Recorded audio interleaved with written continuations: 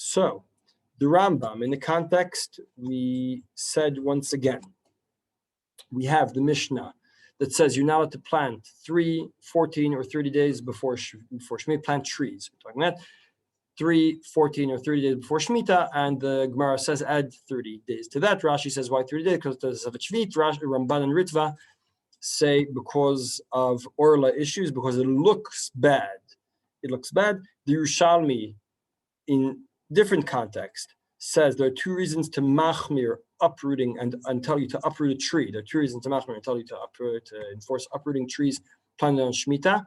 One is mitzvah, because we see people don't take Shemitah seriously, and the other is because of the Orla issue. And the Yerushalmi says there'll be nafkamina if you plant 30 days before Shemitah starts or 30 days before Shemitah ends.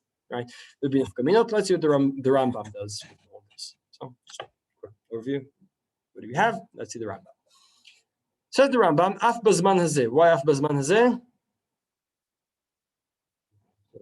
Right. Nowadays they don't have Tosefet. That's Rambam. Per Gimel is all about Tosefet Shvit, right? Rambam Shmita Ve'Vel Per Gimel. Right. It's all about Tosefet Shvit, and then he explains the Yisurim of Shvit. Then he explains that there's no the Yisurim of Tosefet Shvit. Then he explains that there is no longer Tosefet Shvit, and then he goes on to say, but what remains, which is the headline of this shiur. Af b'zman hazeh ein motini lanot ve'ein merkivin ve'ein mavrichim erev shvi'it ela kadei shetiklot antiya v'tishhe achar klita 30 yom kodem Rosh Hashanah shel shvi'it. Why? Now, by the very fact that he says that you need the tree to take root 30 days before Rosh Chodesh Elul, I already know the answer. Who's the Rambam holding like, right? Who's the Rambam holding like? But the Rambam holds there isn't Tosefet nowadays. Right, so it's compelling to say this sounds like Rashi, except you have to assume Tosefet. No, only mitzvah Tosefet. Because he explains that in the halachot before. Rabbi Shmuel?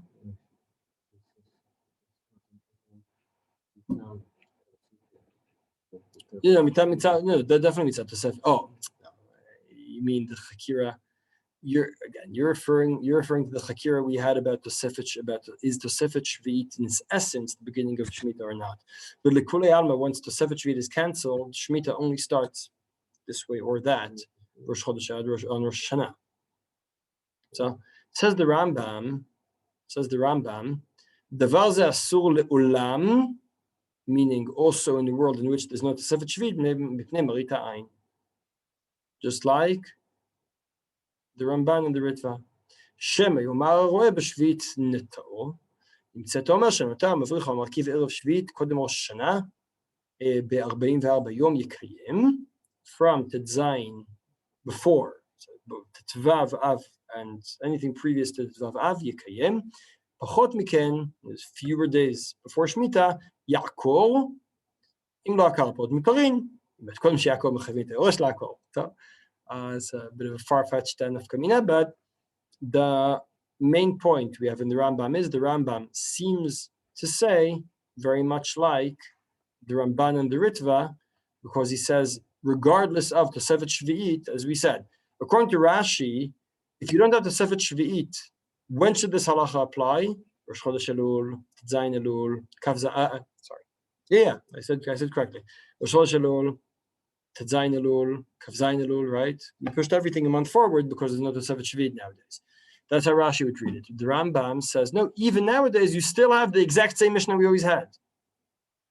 Which means, presumably, sounds very much like the Ramban and the Ritva. Now, on the other hand, it disturbed the post-game that the Rambam says, Shema Yomar HaRo'eh. What does it mean by Shema Yomar HaRo'eh? So, the Marikurku says, הנטייה היא כלמייחש למראית העין תפי, שהרואה הנטייה הקטנה בשביעית, יתאה לומר שבשביעית נטעו, כי אין הכל מבחינים בין נטייה של חודש לנטייה של חודשיים. So he says, really, the Rambam holds like, he says, that, sorry, the problem with the Rambam is on the one hand he says Shema Yuma B'Shvid Neto. Now based on what? Based on nothing. He doesn't mention Orla. Sorry, that's what's missing, right? Why would the Roya say B'Shvid Neto? So if you wanted if the Rambam wanted to be like the Ramban Ritva, you should have said Shema. 3 years later, a person will say B'Shvid Neto, or Shema Yomar Hamoneh B'Shvid Neto. He should have said something about the minyan, something about the Orla, so we'll know what he's talking about. What do you mean Shema Yomar B'Shvid Neto? So that's why the Mari Korkus says the Rambam invented his own perush. He says the Yerushalmi has nothing to do with us. The Yerushalmi talks about people who transgress Shmita, and as I said, the Yerushalmi is too on the nose to be like the Ramban Ritva. Mimele, Rambam says the Yerushalmi has nothing to do with our Mishnah, and he invented his own perush. And says the issue is what people see. What do people see? Says Mari Korkus, people can't really identify exactly when you did it, so you have to do it well far enough in advance. It's a Meritayin thing. There's nothing to do with Tosefet Shvit, nothing to do with anything else. The Mishnah is too far removed from Ilchot Tosefet Shvit. On the one hand, the Yerushalmi and those the Gemara in Gittin, right, has too much to do with transgressing Shmita, not transgressing this time before. And the Gemara does not connect the two.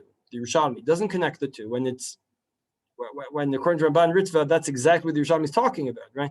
Mimela says the Rambam, we're talking about something else entirely. It must be just a Meritayin thing per se, not a Sefer Shvit, not like the Ramban, not like the Ritva. Rav Kanievsky says that the Rambam pointedly uses this confusing language. Shema Yomar Ro'eh sounds in one word. How would you say that in classic rabbinic Hebrew? Shema Yomar Ro'eh Chashad, right? On the other hand, Chashad is not relevant a month before, so it must be when he says Shema Yomar B'Shvid Neto, it's Rambam's holding both ways. So the Rambam is alluding in his language, right? The specific verbiage he's choosing here alludes both to Chashad and to the long-term awareness that it happened during Shemitah. So when the Yerushalmi says, wait, which one? Chashad or Munim? Is this Nechshadu L'Shvit or is it Munim L'Shvit? Says Rav Kanievsky, the Rambam purposely using this kind of wording specifically. Kai Malan Kishnat Ayin Chumra. Mimela, you're not allowed to plant. If you plant a month before the end of Shemitah, you have to uproot. If you plant a month before the end of the beginning of Shemitah, you also need to uproot. That's the Rambam's opinion over there.